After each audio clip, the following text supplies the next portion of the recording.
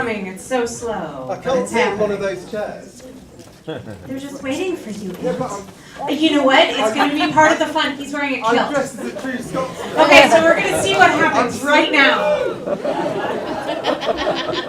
Everyone get excited. Except for you, Aunt. Oh, I know. Horrible. I'm sorry. Okay, please, Horrible. everyone close your eyes. It's a decency moment. You in? You're set? I'm not joking, that's a terrible Now he knows how a lady should sit. I didn't really think it through. This is amazing. To get this started, I just have to say thank you guys so much for being here with us to experience the work. What was it like getting to actually see it up on the big screen with this wondrous crowd?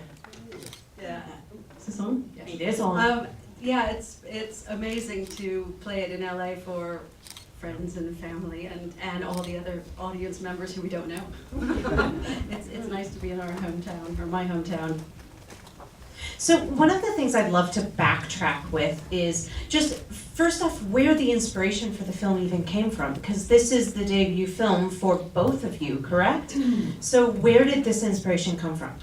I think it was sort of twofold. One was the property we shot at, my brother's house, and we went to visit him. It's a sort of 1920s property, and they moved in, and we went to visit him, and he said, I think you had a bit of wine. So he said, you could make a film here. So we got him to sign something. And we went away. It just, I mean, Sloane and I have been talking about the whole making a film thing for a while.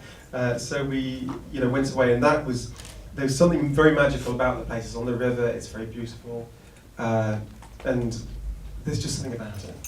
So that set the time period in my head. And meanwhile, I'm getting a bit older. I've gone grey, as you might have noticed. I became a little bit obsessed with the passage of time and what it means, and kind of hoping that maybe it's not just moments ago, and maybe they do repeat, and maybe there's multiple timelines, and maybe we exist forever. I guess it was a midlife crisis, maybe, I don't know. A very healthy one. Of course.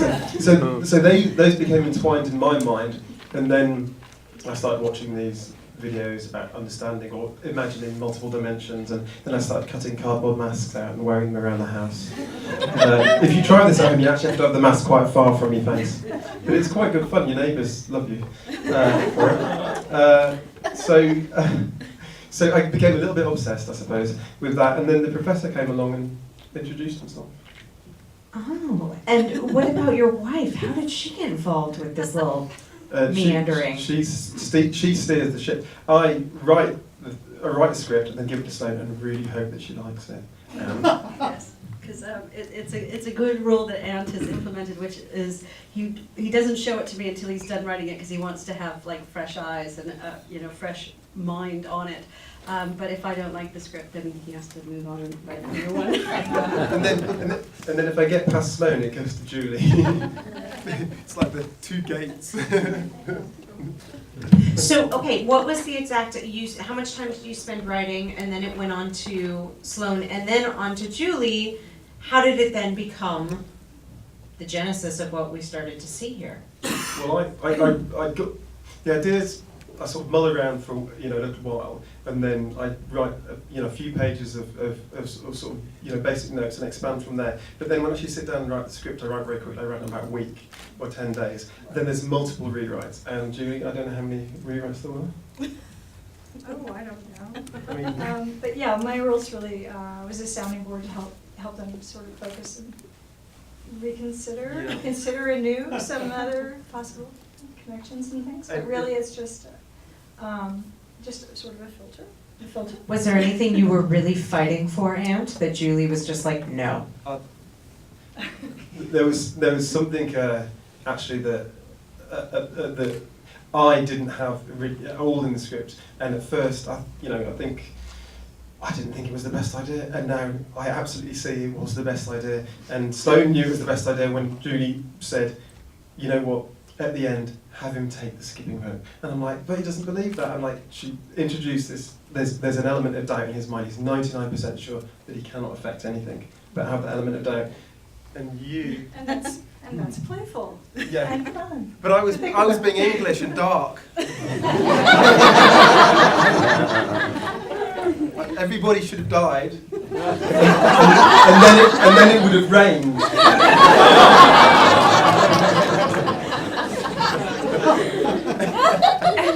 And Sloane, for you, where did you start drawing upon for your vision of the film? That's a good question, because I think, well, I grew up watching all sorts of films. Like, I grew up watching Merchant Ivory films that, you know, like the Lemlinghans, you know, and so I like period dramas. And then I also read science fiction, because my mom reads science fiction, so I'd read Bradbury, and I watched Twilight Zone reruns, and so I always liked science fiction. So we both knew that we wanted it to be a period piece, and yet we wanted it to be sci-fi. So I think just it, besides it being the genres of both period and sci-fi, it had to be a really human story. It had to be about these people and what they're dealing with, and their obsessions and their loves, and you know how far they're willing to go to realize, you know, what their dream is, what they need to do with their lives. So it was, I guess it was, I don't know.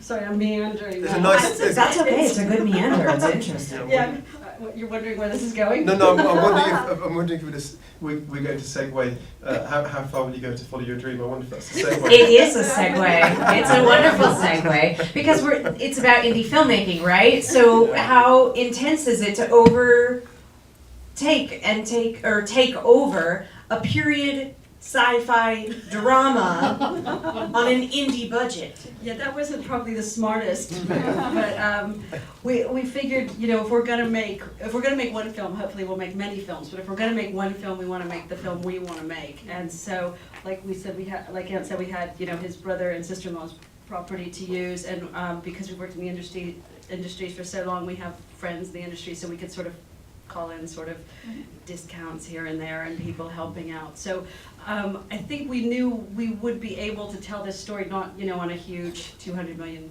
budget kind of scale, but, you know, because it's such a human story and because it's about these characters, you know, it didn't have to be too big and flashy. We had some special effects and some visual effects, and we could, yes.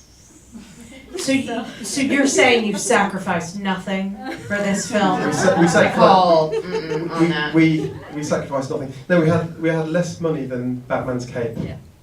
Literally. The R&D for Batman Begins for his cape, they had more, and it was a lovely cape. It was a lovely cape. I mean, I think I'd like that myself. It looked good on you too. Yeah. My guilt. Yeah. It would cover my modesty. So, there's a weird rumor out there, something about your house happened in order to make this film. That's actually not true. It's no, it is completely true. Yeah, no, we sold our house to make the film, and it was one of those conversations that Sloane and I, we walked the dog, and she was working on Batman and Potter and all sorts of big films, and we kept talking about making our film, and it just went from if we don't do this, if we don't find a way to make this happen, we are never going to do this, and we're going to if we get a minute at the end of our lives, we're going to look back and go, you know what, we never did that. So we were walking the dog, and I think I threw out the idea, we could sell the house. And so, oh yeah, good idea. And now we're here.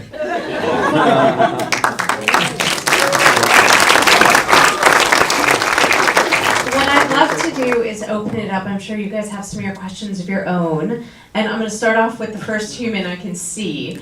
Go ahead, sir. Congratulations, you guys, and thanks for coming. You did a remarkable job of casting, particularly for a first feature, and all the actors were great, even the kids matched the adults perfectly. And how did you go about casting this film? Well, I definitely sought out a casting director and couldn't afford a big-time British casting director, so the smart thing to do, I think, was to go to one of their casting assistants or casting associates, because that way they know the same people and know the same agents. So I used someone who works with one of the biggest British casting directors, and she helped cast the film. And then we cast the kids locally because we're in Cambridge. We had to bring the adult actors up, and the DP and the first AD, but everyone else was fairly local. They all worked in London, but we needed to hire locals because we couldn't afford to put everybody up. So the kids were local, and so we cast from, I think, a local drama group, and also from the private school my sister-in-law teaches at, and that's where we got Hannah, who played young Victoria. And she'd only ever done like a stage play. And she was just, there was something, you know, sort of magical about her, something very, I didn't think so. yeah. The first time we auditioned a lot of children, like hundreds, I don't know. Yeah. But the first time we saw Hannah, Sloane and Alice put a tick next to her name, I'm like, I don't think so. But then I thought, yeah, she's coming back for a second. Reese, she's coming back, and they do a second interview, and they put a tick next to her, like, I don't think so. And then Sloane says, I'm in charge. And that's who we're getting. And they were right. And it's amazing now, it seems so obvious. Yes. But at the time. But that's why I'm the writer and not the director. Yeah, because it's true that she didn't read well in the casting. I don't know if she would sort of flub and get nervous, but there was something, she's very bright and she's very lovely, and she wanted to please in all the best ways, and there was just something about her that we knew, Alice and I knew, that she'd make it work. Fantastic. All right, I'd like to open it up to the next question. I see in the center there, the hand is raised high. Yes. How much time went into the research of time travel, and what sources were available? Because, I mean, time travel is such an iffy subject that what legitimate kind of sources did you use? I personally travelled in time for many years.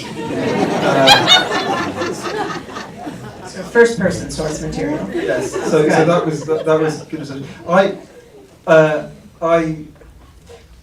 I started to look at a guy called Hugh Everett, who's an American physicist who was around in the 50s, and his concept of many worlds, this might, if you know what this gets boring, just throw things at me, because I could talk about this for a while. His concepts of many world theories are very, really just bizarrely interesting. And he actually believed in quantum immortality. He believed, well, it's just mad. You know what, look up Hugh Everett and the story of his life and death, and then the story of what some of his family, it's remarkable. But it was this multiple parallel universe. His theory was a branching universe. When you make a decision, you go, so if I lift up my kilt now, which I'm not going to do, I branch into that universe, but if they keep it down, we'll stay in that universe. And it's this continuous branching thing.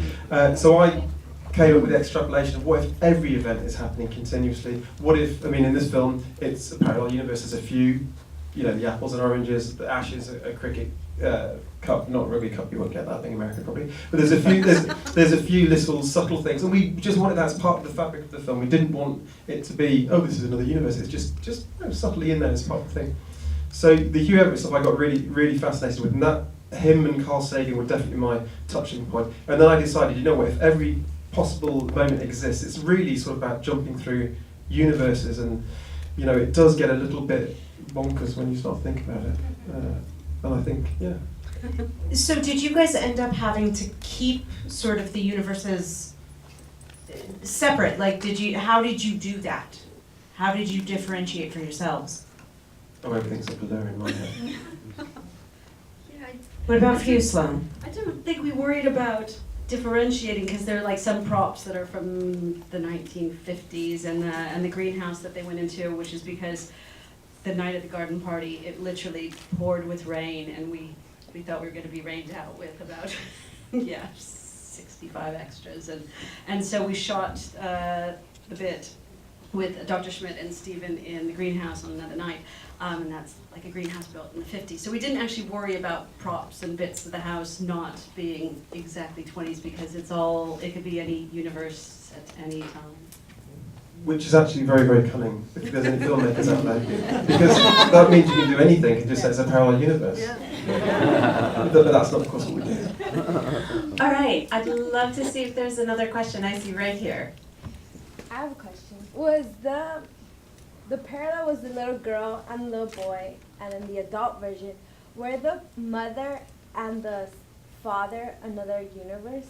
because it said the father was a great scientist. Did you guys ever see that as a third universe? It's like the future of the older couple? You get to choose.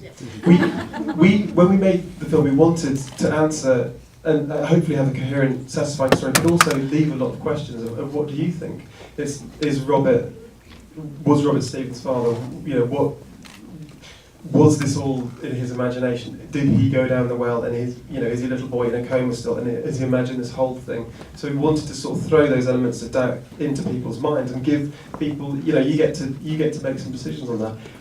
I won't tell you what I think, because it's a secret. It's fantastic. Those are good. We like those. I've got time for about one more. Do I see any more in the back? Oh, it's your lucky day. You get two. Go. Yeah, there's a lot of parallels between the process of making a film and your story within the film, like the obsession with the work and the dilemmas, the conflict between financing and integrity, and I'll never live if I don't do this, and how aware were you of that when you were making it? Because sometimes it almost seems like the story you're telling about making the film and the story of your characters it's almost allegorical. You have these parallels. I don't think we put it, I guess I wouldn't have said it that way, except with Ant and the masks, I would say he's a bit of Stephen. But, yeah, the smart bit. I'm not sure that it ever twigged until afterwards. I think someone pointed that out. I'm like, oh yeah. It does make sense. Can I ask everyone a question? Absolutely. The thing is, it's hard to. I know, it's hard to see, but this helps if you do this a little bit. I like to always ask the audience, who guessed at the beginning that Stephen was the professor? Oh, interesting. Clever. Who guessed at the very end? When we told you? And who doesn't know? Who's just confused? It is a film that I recommend you watch twice, which is quite, yes. I mean, I'll actually tell you guys, it's really interesting. The more you do engage with the film, the more that ends up getting revealed as you go back through, because we can see all the bits that were planted within, absolutely, the lining of Conrad's jacket, and it's just the appreciation of the lemonade. The first time that I finally went back and realized that, it was just, there's a loveliness to that. And the really great part about it, though, is this conversation that we're able to have with you guys after experiencing the work. And that's what Film Festival Flix is all about. Indie filmmaking is a passion, so much so you might sell your house to do it. And it doesn't exist without you guys, without our audience. There wouldn't be a reason to make these films. So truthfully, we thank you so much for being here and being a part of the conversation. If you loved it, if you had thoughts about it, let us know. Tweet with us, engage with us on Facebook. Go onto YouTube and share the different clips that we've got out there. Tell people about this film, because nobody gets to see it without your word of mouth. True. And we have it available for streaming and download and purchasing on our website, which is filmfestivalflix.com. Please, please, please come and stay and engage. And tonight, we're actually going to capture little 3-second videos of reaction to the film. So as you guys walk out, if you can find someone out there with a camera, we're going to do vines. And so we're really up in the universe, see? We're trendy. And if you can't see anyone, just do it yourself. Just take your camera and just, try and keep it to 3 seconds. We're not going to count exactly. But you know what I mean? Just give us a little, tell us what you think. And the ones that say nice things, we'll keep. And the ones and the ones that don't, we also appreciate. Yes, we do. And just one last thing from me. If anyone has a house that they'd like to convert into a movie, Let us house it and we'll find a key. Yeah. When you're out. In the meantime, please join us right next door at the JW Marriott. We will be convening there to further this conversation. And thank you again so much for coming and joining us tonight. Have a great night.